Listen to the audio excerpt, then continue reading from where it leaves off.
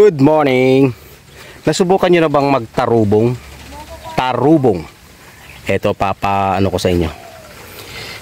Papakita ko sa inyo paano magtarubong.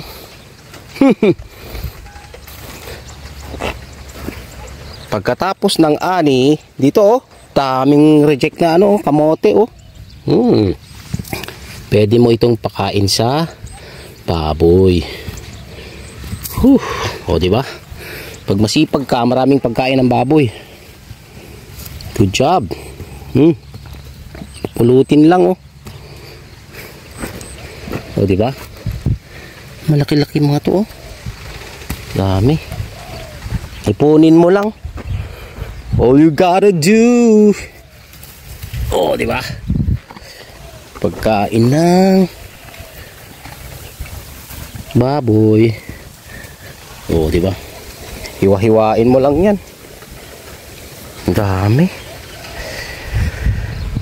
Malaki din to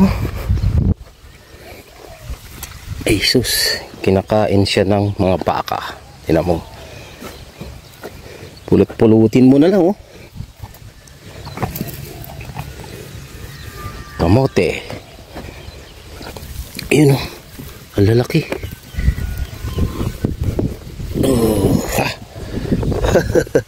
Kamote.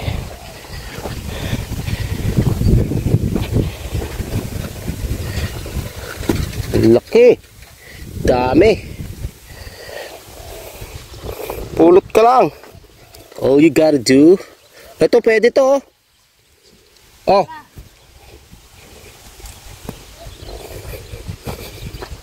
Yung mga pwedeng pang ulam. Diba? Dami talaga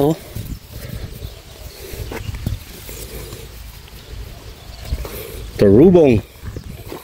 Agtatarubong. Dami guys.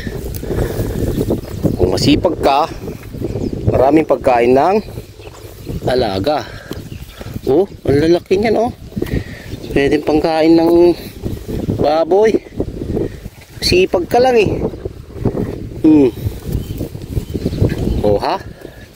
Dami.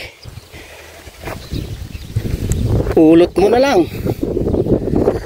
Tapos pan ka na lang ng pwede ba to? Huwag na. Dami ang lalaki dito Hemo lang siya. Kainin mo lahat yan Pag di mo maubos yan, papaubos ko sa'yo yan. Go. Sobrang dami. Kita nyo ba? Nakikita ko? Pwede mga to Dito mo sa akin dito. Tingnan mo kung pwede yan. Pwede Grabe dami. All you have to do is to make pulot. Ayun pulot-pulot na lang. Dami dito. Balik-balikan na lang to. Kailangan mo lang ng capital S.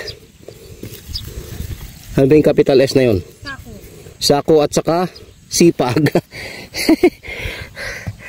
Good job guys, diba? Kung mapupulot mo ang gandun yan, ang layo. Di 10 sako.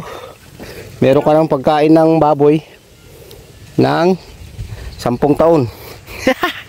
Joke lang. Thanks for watching guys. Tarubong. Nagado ag tarubong. Hintayon ag tarubong apo. Nay, nagado nay. Kala mo nagbibiro ako Pulot-pulot ka na lang Dami Grabe na to. Dami blessings. Bye bye. Thanks for watching.